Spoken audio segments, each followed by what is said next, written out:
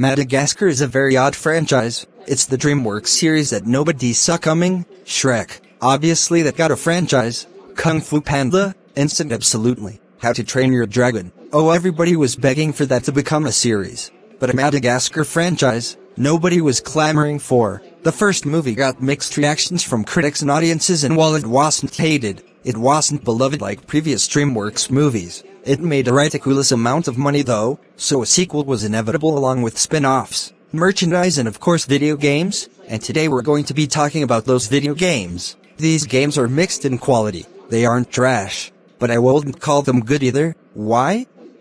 Well, let's talk about why the Madagascar games are okay, I guess. So the stories for all these games are the same as their respective movies, although very loosely. The first game is the most faithful to the movie, but like all movie tie-in games, it takes a few liberties. There are levels that are reminiscent of the movie. The first 4 levels and some levels on Madagascar. There are levels where original stuff gets introduced, such as new characters like this pig Wilbur. Yes, they actually went with that. The Queen Bee, this toucan and a lot more. The second game is a bit more liberal with its execution, like for example the beats of the movie, like Alex finding his parents and fighting in the rite of passage don't happen until much later, like around the third act of the game. Most of the game is side missions and tasks until you reach certain points. The third game is very loosely adapting the movie, like the story points are basically not here. It's basically you doing tasks that Skipper gives you to set up a circus, and after that you do Sony performances and tricks, rinse and repeat. This game doesn't feel like an adaptation of the third movie, it feels more like a spin-off,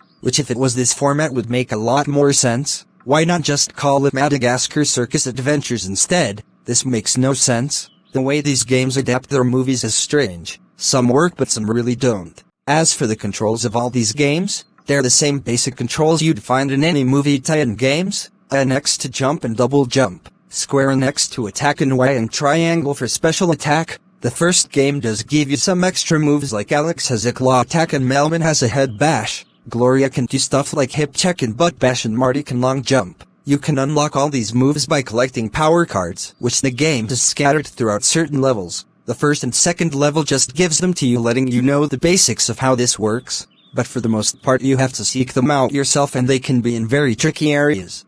The second game has the exact same controls as does the third. Jump, double jump, Alex roar, Marty kick, Gloria butt bash, and Melman spin attack along with his heli ability. There are a few additions, like Melman can drive rocks. Yes, really, and Alex can zipline on vines. There are a few differences, but for the most part it functions the same way the first game does. The third one, like I said, pretty much the same with a few minor differences, but not too significant. These controls are mixed. I commend the first game for adding a few extra moves, but for the rest of the series it's the same old same old. Now the graphics are something else. The movies already had weird designs, especially the first one, but they took the bizarreness to another level, especially the first game. Now the first 2 were developed by a studio called Toys for Bob, whereas the third game was developed by Monkey Bar Games, who previously did the graphics for the Flushed Away game. The third one's graphics are slightly less weird and bizarre, but it's not that much of an improvement. The colors are a little bland and the models are generic and lifeless.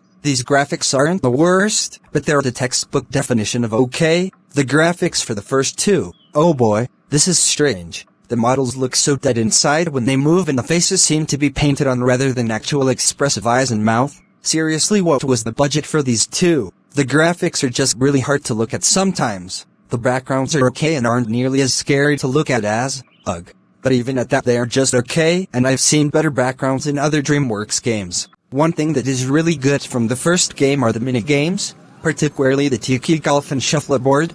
Great games that you can play with your friends and family. Not as great as the over-the-hedge mini-games, but still really fun. The Lemur Dance mini-game is awful though. It's just basically a dance level along the lines of the dance levels in the Shark Tale game. Nothing fun. The levels in the first game are a mixed bag. There are really enjoyable levels like Marty's Escape and Penguin Mutiny, which is my favorite. Coming of age, and I also enjoyed the Switch levels, Jungle Banquet and Back on the Beach. I call them Switch levels, because those are the only 2 levels you can actively switch characters using this Tiki Totem Pole. The rest are just okay. The thing that makes this game different to the others is it's the only game to have a level select. This was the standard back in the 2000s, where if you completed a level and wanted to play it again you could. but later on this feature was discontinued, and soon if you played a level, but enjoyed it and wanted to play it again, you'd have to restart the whole game again, which sucked, but whatever. The levels in the second game are kinda forgettable. I don't remember a single one except for the opening level on Madagascar. From what I remember, the levels were enjoyable enough, but nothing groundbreaking. The third game's levels are once again okay. They're not terrible, and I know I might have given off the sense that this game is shit.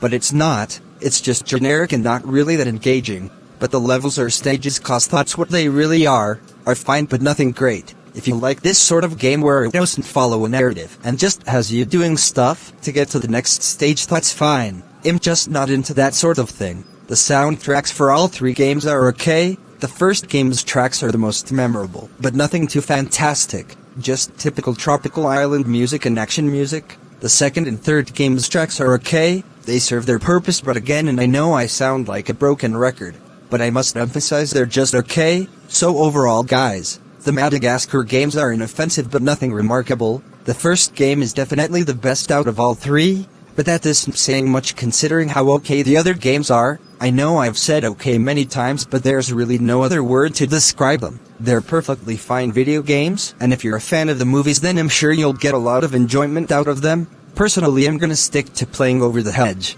That is way more fun and has killer mini-games, and that is why the Madagascar games are okay. Anyways guys, what do you think? Let me know down in the comments, and I'll see you guys later.